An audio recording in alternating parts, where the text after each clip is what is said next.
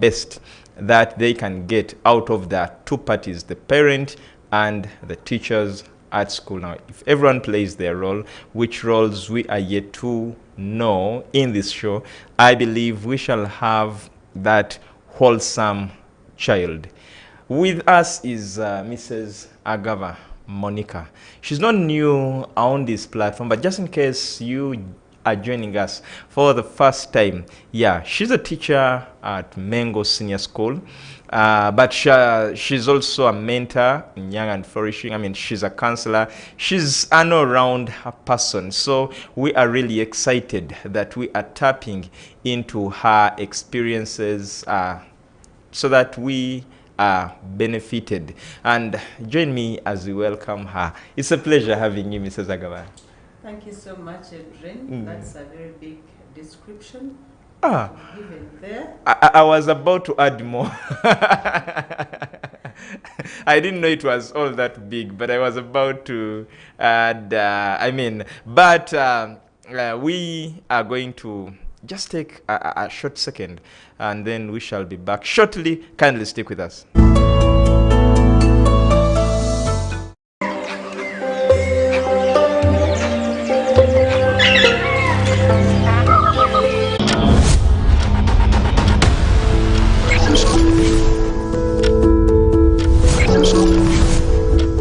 Family Hour, empowering families one episode at a time.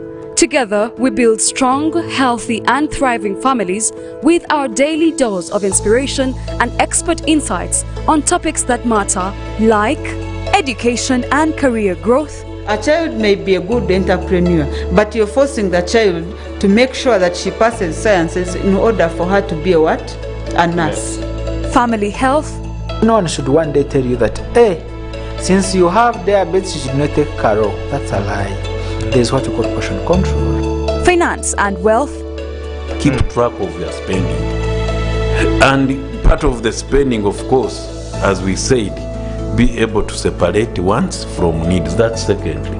Leadership and governance. There are people who take on the political aspect and try to water down important, significant decisions we leaders take for the good of this country. Not forgetting parenting. Now you're raising kids or children who are in a totally different time. You get it. Those days your mother would just give you an eye and you know this is a problem. Hey, they are visitors. And it's just there are visitors and around. Mom gives you this eye, you know? Yes. Catch more of this every Monday to Friday at 9 p.m.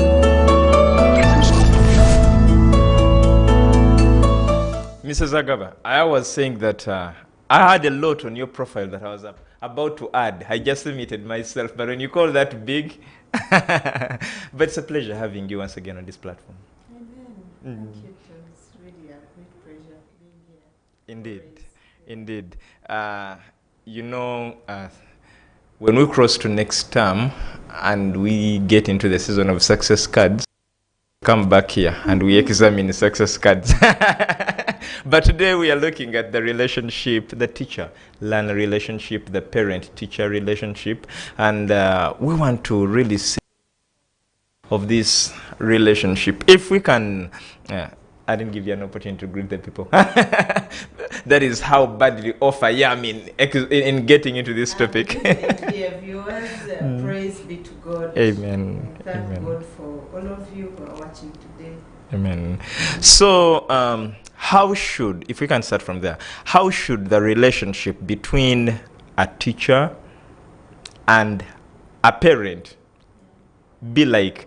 Because we look at parents who think as long as I pay my school fees in time, my child will not be sent back home for fees, or I will not get any demand note from the school bursar. So that is all for me, and all I will wait is end of term, pick my child.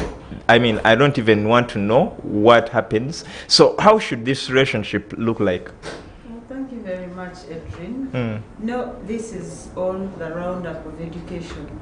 Okay. And you know, education is a collaborative journey. It's a journey from one state to another. And this journey, it can't be when there is no parent, when there is no teacher, and when there is no student. So there must be that relationship between a teacher, a parent, and a child, because it is a journey that involves the three of them. Okay. And then still talking about this relationship between the parent and the teacher. So you've given us how it looks like, but why is it really important that parents pay attention to? It's very important. Okay. Even before it was, but today we are raising a very critical generation. The generation we are raising today is very critical, and we need to keep step by step on their feet, to keep near them, to watch them, to monitor them, to see what they are doing.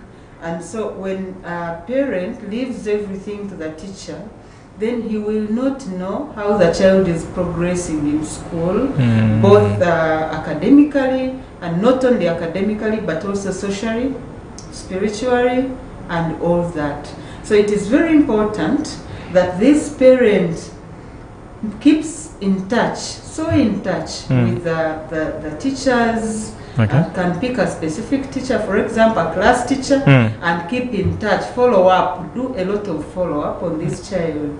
That is what will improve the academic of this child, and not only academics, but also the social capital, and how a child collaborates in and out of school.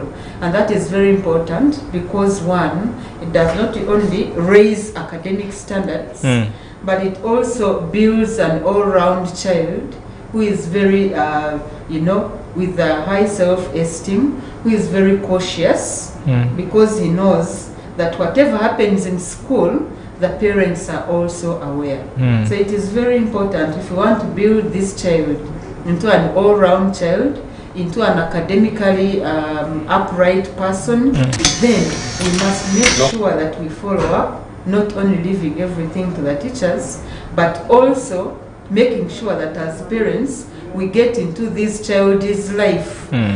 Go to school, communicate, keep the communication lines open between the parents and the teachers, because it is their role, it is the role of the parents to make sure that they nurture this child's school academics, discipline, and also self-reliance, as developing the self-esteem. If you leave it, you will never know what is happening in this child's life. Talking about the esteem, of recent, there was a video that was circulating on social media. A certain parent went out on VD, and I think they realized, of course, there are mixed reactions on this particular cause, but we saw a parent telling their daughter in her school uniform to lie down, and the parent started beating this child severely, by the way. Everyone was concerned, and of course some parents are saying, me, I can't do that to my child at school. Other parents are saying that was a very good gesture done by this parent. So there are mixed reactions on this, but if we can ascertain this, should we say that this parent was trying to help the teacher do their work effectively? Unfortunately, I watched that video personally, and I was very bitter with this parent. If you're this parent there watching, you should apologize to your child. Because one, you could have called her home and you beat her from home. Degrading her, beshaming her in front of all those learners, and yet you had come for visiting day, then you have distorted the meaning of visiting day. Two, did you see how this child kept flat, no reaction? That speaks volumes. Sometimes they are the non-verbal cues, the non-verbal, the speech that is non-verbal. You have killed the relationship between you and this child, and actually even at school, you have really killed every self-esteem this child has, and you're not expecting anything from this child, even academically. You're not expecting anything until you apologize to her and try to make sure that you patch up things. For whatever wrong she had done, there are very many other ways of punishing this child, but not beating her in front of all those students, parents, and all that. That wasn't disciplining. even the posture of the woman, it showed a lot of authority and not disciplining. And that is very bad. When we come back to the relationship between the teachers, did she ever talk to the teachers? Maybe and the teachers find reported another the son, solution? the daughter. If the teachers reported, then there are ways of handling it. There are ways of punishing this child. And if you think that beating is the only way, don't do it on visiting day. I think the school is also equally involved, because I don't think at the entrance, the gatekeepers allowed this parent to enter with hachibokos. She might have gotten them from inside the school, so probably the teachers assisted. Actually, the government no longer allows us to beat these children, but you can pick chibok from anywhere. Those are trees. Someone can pick it from a tree. However, as parents, can we learn that once a situation is in school, let us handle it according to the school rules. Let us follow the school's procedure. This child could have been beaten in the staff room, could have gone to a certain office, and you as a parent, you beat her from there. We should learn, we should understand, like I said in the beginning, that we are raising a generation that is very critical. The 21st generation is not like us. So you will beat her, and these are children who will have mental health issues from there, and then she falls into depression. She no longer has anything. She no longer has any dignity to protect. And so you have led to the more problems that she's going to face. Okay. Maybe if we go on, we shall see how parents need to get involved. And had she been involved before, or maybe she was involved and she felt that this was the maximum she was done for. But what she did is going to raise more problems for the child, both at school and even outside of school. But we also seen other parents, for example, they call them to school because a child has been involved in any case of indiscipline, and then they request for an assembly, and then they punish the student from the assembly. The parent now punishing the student. That one is even much better, because remember, you have set off from home knowing that you have been called for an indiscipline case. So it will now be to the child to own up that she did. Okay. But this was visiting day. There's no way she can own it on visiting day. I don't think she even ate the food they brought for her, Bambi. I don't think so. Well, talking about this relationship, how does this now, we assume under normal circumstances that there is a good relationship between the teachers and the parents. How does this enhance the education of the learner? Thank you very much. Even before that, is there a good relationship? There has to be a good relationship. Teachers must know the parents must know the teachers. I will mostly use the experience that I know. These children, in order to manage them in school, they have different activities, they have different programs. For example, there are students who have teacher parents. As a parent, we need to ask, get into deep, do a lot of investigation in this child's life to know the way that he lives at school. They have teacher parents, but no parent calls the teacher that is parenting this child while in school. It is not intentional, but maybe they don't think it is really necessary. But I'm calling upon these parents to always investigate, find out from your children. Do you have parent teachers? Yes. Who is your parent teacher? This one. Don't even ask for the number or ask for the number, but you can inquire about this teacher and know them and get in touch. You can get in touch with the class teacher, because mostly us as teachers, we know your children far much better. I know that the teachers of my children, they know them far better than I know them right now, because in their growth, they grow more at school than even at home. Someone was calculating for us the time they spend at school, and said they are 9 months at school and 3 months at home. So in order for the parents to get so deep into this child's life, they need us, the teachers. Because there are even things these children cannot tell their parents, but they will open up. If there is that communication channel, they will open up to the teachers. So if you as a parent, you're not near this teacher, then you may not easily know. So that means that in order to build this child, there must be the communication channel, and this child is opening up more to that teacher because of that relationship. And even when the child wants to communicate with the parents, they can go through the teacher to the parents. So it builds that kind of embodiment between the child and the parent. And also developing academically, improving on performance. It is also important that there should be this relationship between the teacher and the parent. This child here, if he's playing around, but he knows that you as a teacher, you are communicating with the parent, my dear, there is a way it keeps him in place, and he concentrates well, knowing that he must work very hard. And also, if he knows that you as a parent, you have access to their teacher, that means you have access to what they do in class, you have access to what they do outside class, you have access to what they do even around the school.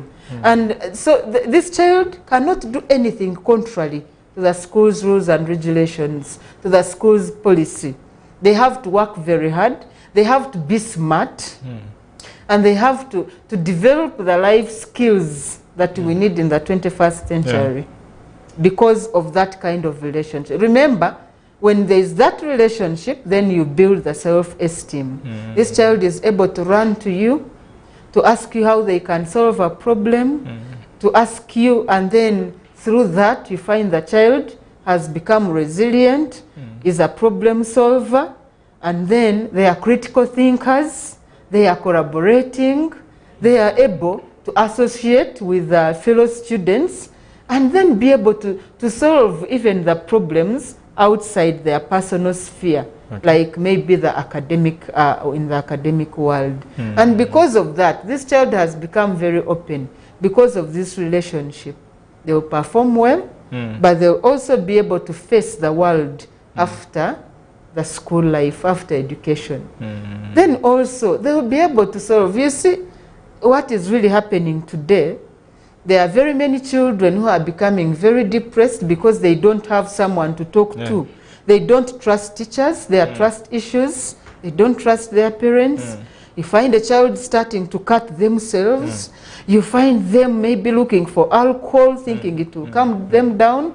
But if there is a good relationship with a certain teacher in school, be it a class teacher or any teacher that this child can really confide in, then immediately she thinks she has a problem, she directly runs to this teacher, and a solution is found before she goes far. So it really helps this child to nurture them, to mentor them, to nurture their self-esteem, to build them strongly so that they can be able to face the world out there. We have a problem where, for example, there is only one opportunity or one time the parents get to interact with the teachers, and that is on visitation. But remember, they have divided minds because most schools have just a one day for visitation, especially those schools with boarding. Unlike schools like the school I went to, where we had a full week, so any parent can come through anytime, and they can always get the teacher. But I mean, I look at this one teacher, maybe the class teacher. The parent has to spend some time in the meeting. There is an administrative address, but also there is the parent has to spend some time with the learner. So by the time they're supposed to get to the teacher, it's already late. They have to run back home, especially those who come from far. Now, how can such parents, or how can really this rapport be built? Thank you very much. You know, now we have the modern communication systems. There must be a relationship between this parent and this teacher through even communication. If you fail to meet physically, make sure that you have their contacts. Make sure, most schools now, because we are in modern communication, most schools you find that each class, they have a WhatsApp group. Make sure as a parent, you're into that WhatsApp group. As a parent, you communicate with this teacher either through calls, phone calls, text messages, Because you know, if you're a teacher and you have 80 students in your class, it is also very hard to know follow up one by one every day. True. But once this parent asks you, how is my child so and so? Immediately you go to class, follow up on this child. So in a week, you find you're following up like on 20 students that you could not have followed up if we are not reminded by this parent. As a parent, you must make sure if you attend VD, some parents attend VD, but you find that they have 3 children who all have VD on the same day in different schools. So they come here within 1 hour, they're running to another school. It is not their problem. That is how it is. But as a parent, the small time you have spent with your child, how has the child benefited from it? I see some parents prepare food, they come and eat with their children. While you're eating, you're bonding. Then also others need to ask more and more things. But find more time. When you are a bit free, go to school, have an appointment with this teacher, meet with this teacher. Then ask the child to come with their books. For example, you check their books, you make new plans between you, the teacher, and the child. You agree on the performance plan, you agree on the behavior plan, the discipline and others, the relationship with other children.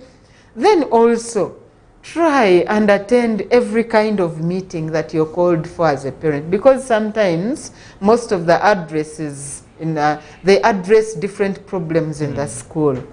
So you may not have enough time to sit with this teacher, but make sure you can even video call a teacher, by the way. For the teachers, they are very free and open. Any time of the day, you can call them. If they are not busy in class, and if they are busy in class, they'll give you time where you can be able to talk, you make an appointment. And because of that, it gives you a clear follow-up on this child, even when you're not able to be there physically. There are even parents who are outside countries, but they are following up on their children through their class teachers. Can you make sure that you trust this teacher? You give him an environment that makes him a friendly environment, that makes him feel part of the journey of your child. And believe you me, this teacher is going to follow up on the child and keep giving you feedback. Anytime you get a moment and drop in, believe you me, this child is not going to stay the same. He'll give you a target and he'll follow that target. If I was playing around, he will stop, because you know, oh my God, they have me.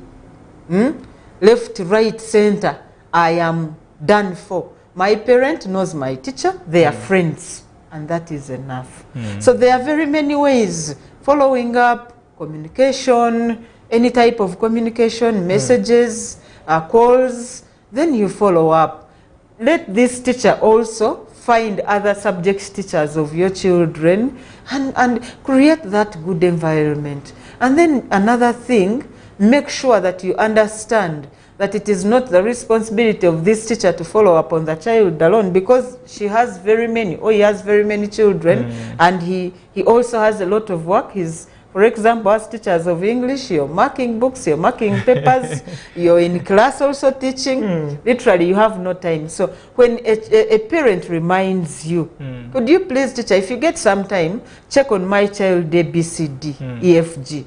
And that is very important. Sometimes the parents, once they try to hide away from the teachers, they are not hiding away, right? But they try to distance themselves. These teachers will not even know the background of these children. As teachers, you come to class, all these students are there. Some of them have a certain chronic disease, you're not aware. So it is the role of this parent to make sure that in any way possible, let this teacher know. He will know the background. He will know whether this child is responsible, is able to pay fees. And if they are not able, this teacher will even help you to go further and request for maybe a grace period for your child. Make him part of you. Even when you don't have enough time to meet this teacher almost on a daily, make sure that you keep communicating. Make the lines open. Make sure that you feed him into the life of this child is being, because these teachers can do a lot when they know who your child is.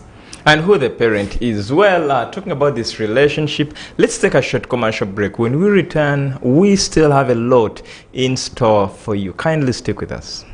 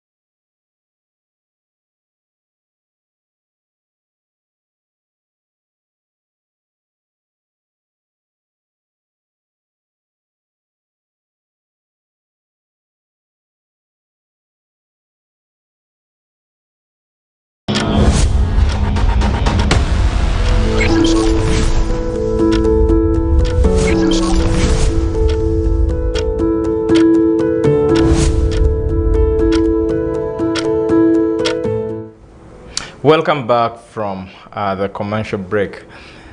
There is another video I watched. Someone was proudly saying they beat a teacher who punished their daughter.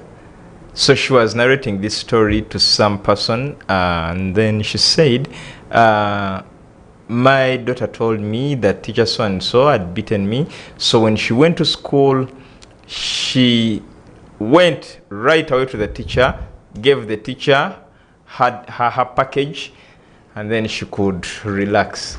So really we are looking at the relationship between teacher and student. Let me give you another story. I went to the visitation day of one of my little sisters, and then some parent came and said the student who performs better here is the worst on school B. She was comparing two schools. And then after some time, of course, she now went to the teacher to ask for the results of her student. And then the teacher gave her the results, and then she was like, how can you help me? How can you help my son to improve?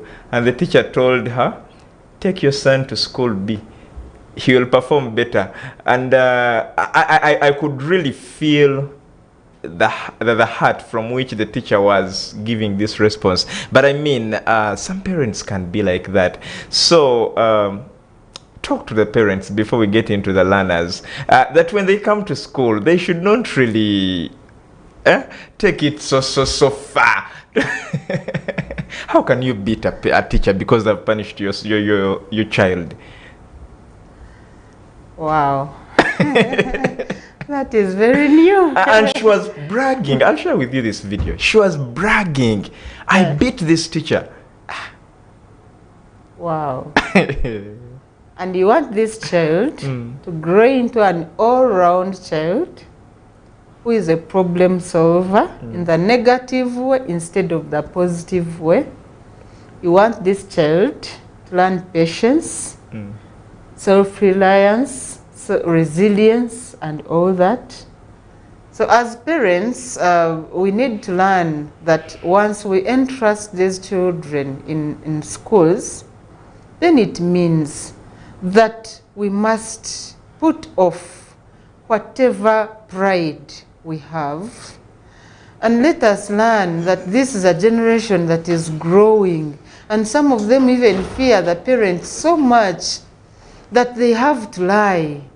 They are deceptive, and the parent feels bad when you say that their child is deceptive. This is a general comment. Some children are becoming deceptive, not because they want to, but because they fear telling us the reality and the truth. And some children see how emotionally weak we are, the way we react to situations in our homes. And so they borrow a leaf and take it to school. However, when you're supporting your child for doing this, are you thinking of the consequences? The child may be chased away from this school, suspended, and you take them to another school. But that's an impact already, a negative impact on them, that they missed school A and went to school B. And the child will go on and on, even when they grow up. Even when they get married, they will still do the same thing. Even when they get a job, they will still do the same thing. And they also beat the teachers. They will not be respectful. They even have no self-respect, by the way. So as parents, once we put these children in the hands of these teachers, let us not belittle them, but let us understand that the way God created these teachers is something that they are going to help your child. So let us learn our weaknesses as parents. You learn your weakness. Are you quick to anger? Or you're someone who can control your anger? And if you're quick to anger, can you please at least allow another person into the life of your child so that they help them nurture into a different person who is not as quick to anger as yourself? Some people are very frustrated. Parents are very frustrated. There is a lot that is not adding up. And because of that, their reactions are very different. And later they realize that what they did, they're not supposed to be doing what they did, but the impact is already, the repercussions are already there. You have already done it, and you're not undoing it. Some parents, there's a way they even force, like they rule over everything, over teachers. My child is like this. Why?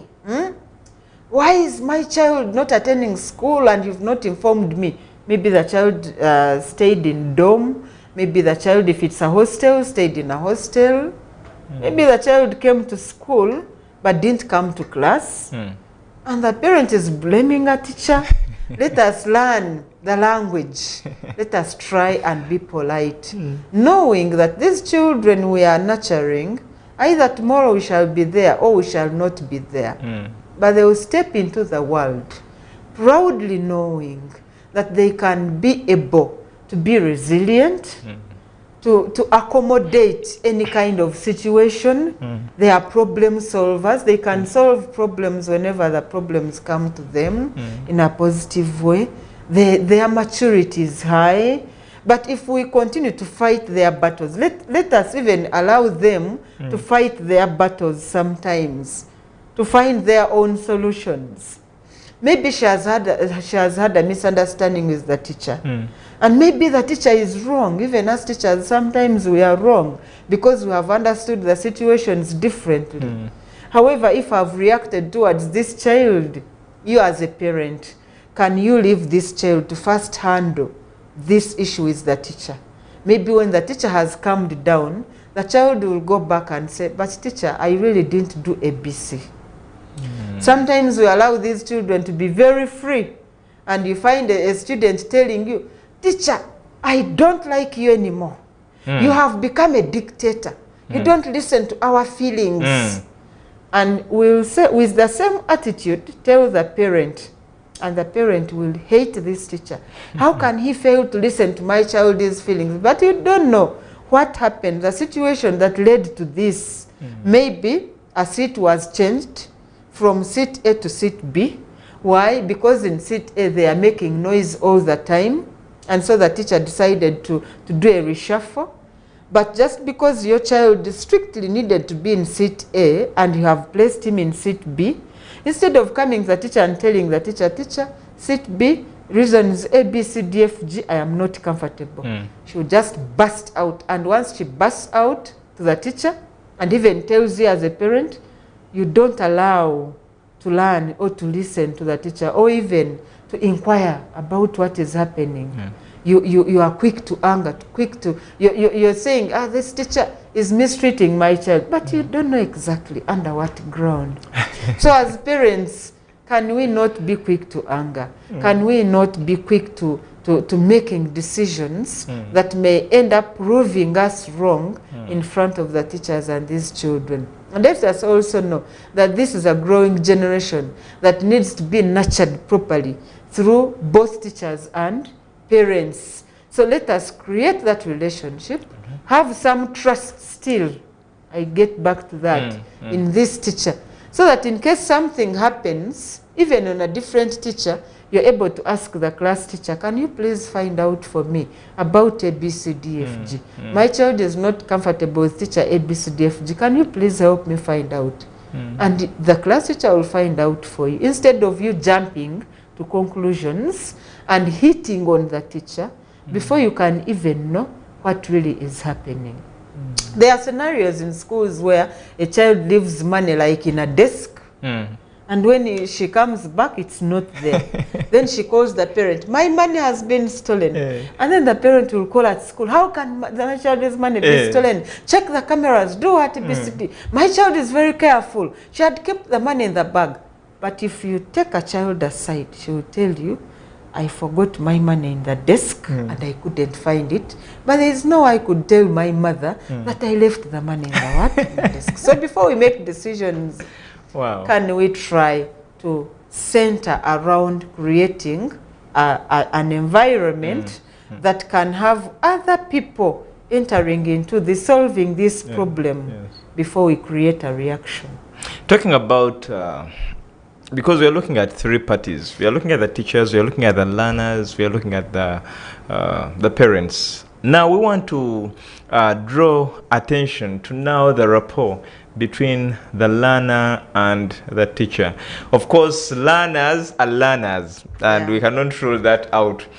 They can choose which teacher to like and which teacher to hate for whichever reasons they have. But what is the mandate of the teacher towards this learner? For example, if a learner says, for me, I hate that teacher of English, should you also sit back and fold your hands and say, after all, they don't like me, so why should I cling myself on them? Thank you so much. It is the role of the teacher to create a good relationship with their learners. However, you know, the relationship between a teacher and a learner is always negative somehow, somewhere. If they like a teacher so much, every class, and there are no negative criticisms, then that teacher has to check him or herself. There must be a situation where a learner ABC is saying, but teacher, no, here, no. I don't like you because of A, B, C, D, F, G. Why? Because now that means either you're too soft on them, and so you overlook what they do wrong. You overlook when they don't do work. You're not harsh on them. You don't follow them up.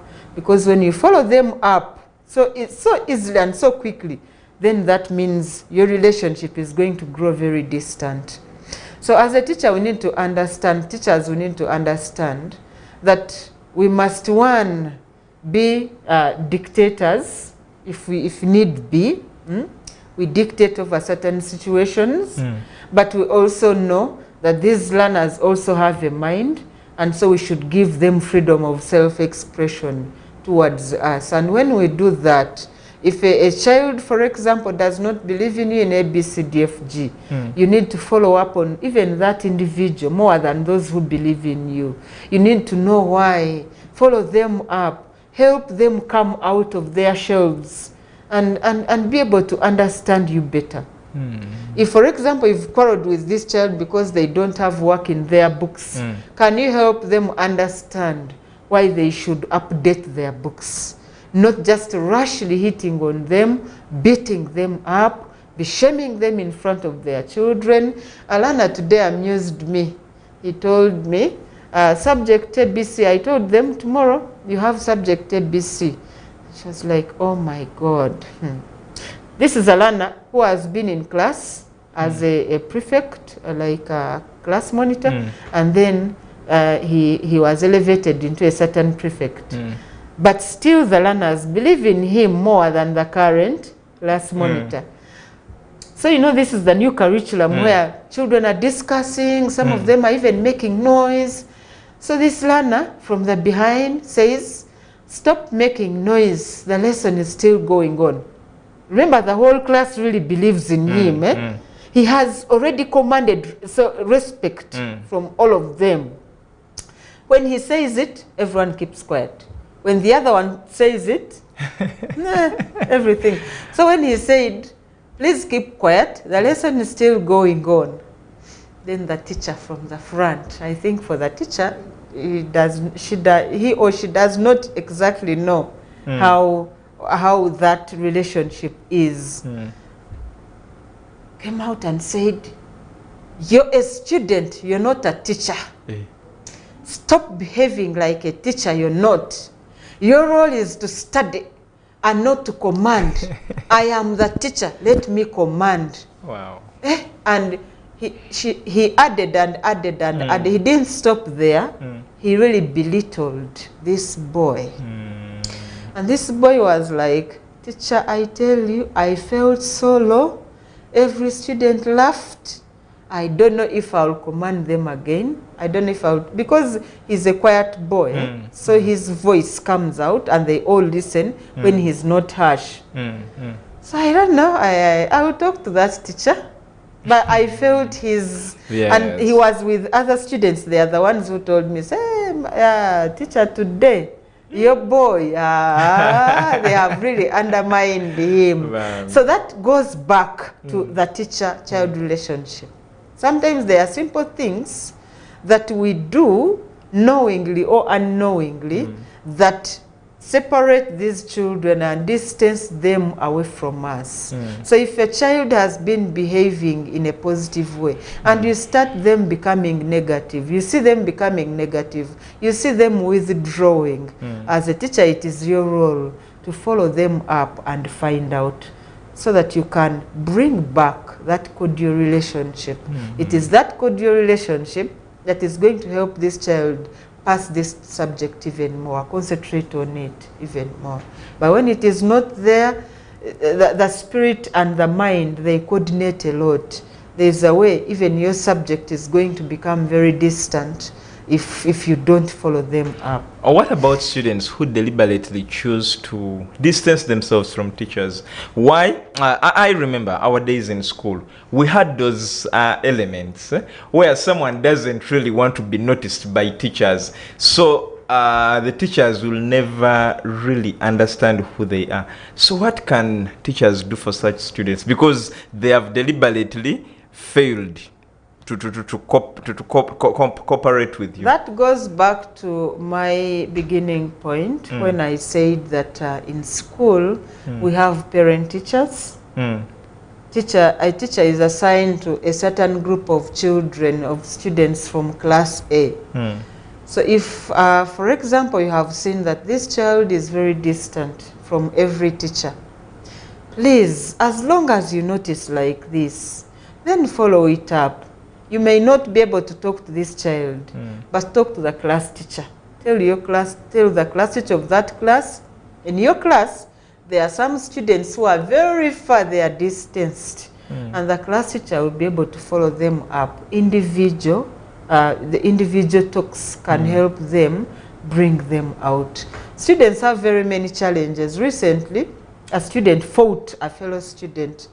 He beat him so hard that the whole of this place was sore. And when I invited them, this boy that was beaten said, teacher, I have forgiven him. It seems he has problems. I realized this boy has been very distant in class. The one who fought or the one that beaten? The one who fought. Has not been cooperative, and this one that was beaten is a very stubborn boy in class. So as he was trying to play around, this one was not ready for those kinds of jokes. So he beat him so hard, so really hard. So even when he forgave him, I asked him, I told him to write a statement. But his statement was very sad. I realized he's on the verge of breaking out from school because he has not paid any school fees since the term began, and there are no hopes because the mother cannot afford. The father left them long time ago and went to South Africa and has never come back. This child is on the verge of dropping out when they are even just about to write exams. But he has been quiet. He has not shared with anyone. So I had to dig more information and even called the mother. We talked. I realized, yes, just the moment someone steps in like this, you realize whatever the boy was saying is true. So this boy has been battling a lot of depression. He loves school so much, but he's not even going to write exams. So he's wondering what to do. So after that, and then this one comes with their jokes. I brought him closer. We talked and talked. I told him what could happen. I counseled him. Then that is when he opened up and said, teacher, if they send me away, I know that I will not go to any other school. My mother can't afford. I've been having a sponsor, but my sponsor got problems and withdrew this term. So I will stay home. Maybe next year, God will bring someone along. So will Mengo still accept me? I nearly cried. I don't know what to do, but maybe God will find a way and he'll be able to write exams. So some children become very distant. They even hide away from teachers. But you know, a teacher is a parent. A teacher, God gives teachers different talents to use in bringing these children closer. A teacher will always find a way. If you can't find a way, use the class teachers, use the parent teachers, and use any other teacher you think could tactfully get information from this child. And when you get information, follow it up. Don't stop there. Let this child see that you're really following up on his issue. And the child will come along, even when something is not well solved.